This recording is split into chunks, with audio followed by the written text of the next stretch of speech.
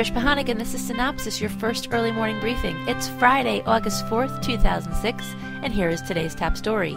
E-Media Exchange could put the ad-buying, selling world on its ear. An announcement is expected today regarding the launch of this new auction website where TV commercial time will be bought and sold on an as-yet unnamed network for a mid-season test.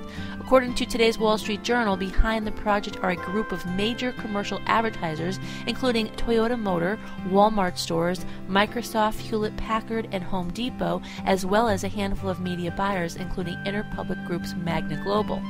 The group also plans to launch an informational site today called AdMarketPilot.com. While the project hopes to provide an alternative ad buying method, it does not see this as something that will replace entirely the good old network advertiser haggling that still has its place as advertisers look to enhance their buys with product placements, title sponsorships, and so on. Hey, guess what? If you had a promo or a commercial in this daily podcast, it would go right about here.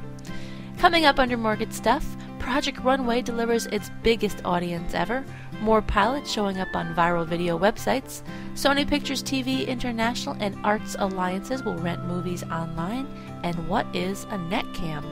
And while I'm telling you about all this stuff, take a look at these beautiful shots provided to us from the Internet Movie Archive. Wednesday's episode of Bravo's Project Runway was the most watched telecast in the network's history to date, even outperforming the season number 2 finale of Project Runway. It was the number 1 show in cable, reaching 2.2 million adult 18 to 49 and more than 3.4 million total viewers. For the uninformed, this was the episode promoted with Tim Gunn saying, "You've broken the rules. You'll be leaving tonight." Well, this is beginning to sound like a new trend. The comedy pilot project, The Adventures of Big Handsome Guy and His Little Friend, originally on the Fox development slate before being ultimately passed by, has shown up on the Internet. Produced by 20th Century Fox Television, the studio says it has no knowledge of how this pilot came to be on the Internet and says it was posted on the Internet without their knowledge or their consent. Additionally, the studio has sent cease and desist letters to the 3 sites who have been running the video, Break.com, Slubber.com, and VidKing.com. Interestingly, though, the place it hasn't shown up is YouTube.com, where a defunct pilot Nobody's Watching got its big break from NBC. 20th's option on Handsome Guy doesn't expire until December, and Fox had asked for an additional script, which potentially leaves the door open for a mid-season series. Other busted pilots have shown up on the Internet in recent days, including briefly Our 30s on YouTube.com, and still showing is If You Lived Here, You'd Be Home by Now. MTV News and Docs has produced a new documentary series about the Indiana juvenile system called MTV Juvies, premiering September 5th at 10 o'clock. Now, the 8-part series shows what happens to real-life teens in trouble as they are confined in a detention center and appear in court before a judge. Following the TV show each week, MTV's broadband channel Overdrive debuts Life After Juvies, which gives a glimpse into the kids' lives post-detention center. Sony Pictures Television International and Arts Alliance Media have an agreement which will allow mega blockbuster movies such as The Da Vinci Code and The Producers available for download to rent online. The video-on-demand deal allows Arts Alliance Media the rights to digitally distribute 180 of Sony Pictures titles, classic and newer releases via www.lovefilm.com and www.aol.com.uk.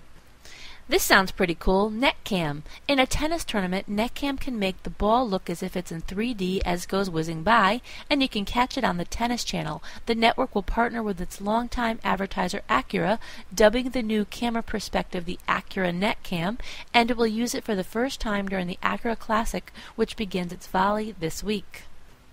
TNT's new medical drama pilot, Heartland, has cast Treat Williams as its star surgeon. From Warner Horizon Television, the story is about a heart surgeon and his work, relationships, and life. Williams' last series role was on Everwood, where he was a world-renowned doctor there, too.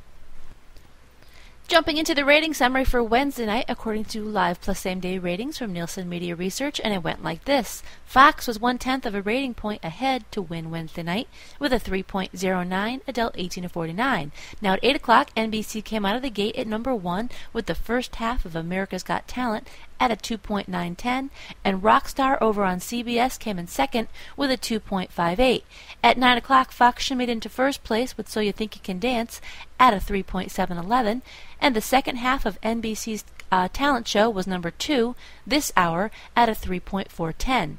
And in the 10 o'clock hour, ABC's special primetime medical mysteries version finished off the evening with a win at a 2.57, ahead by just 1/10 of a rating point over NBC's Law & Order. Friday Fun Fact: more than 14 million Bic pens are sold daily in 150 countries. Bic is actually a shortened version of the founder's name, Baron Marshall Bic. I don't know how fun that is, but there you go, a little knowledge today. And here's today's trivia question. Hang on there, no trivia today. We're off for the next week, returning on Monday the 14th, so have a wonderful weekend and a great week. We'll see you then. Well, that's it for today. Be sure to check your email for the full printed version of today's synopsis with new executive moves, more on ratings, loads of new classified ads, and a few of the stories that didn't make it into this podcast, and don't miss tonight's primetime broadcast lineup. The music in Synopsis was composed and performed by Michael J. Whalen. For Cynthia Turner, who wrote and compiled Synopsis in Connecticut, I'm Trish Pahanik.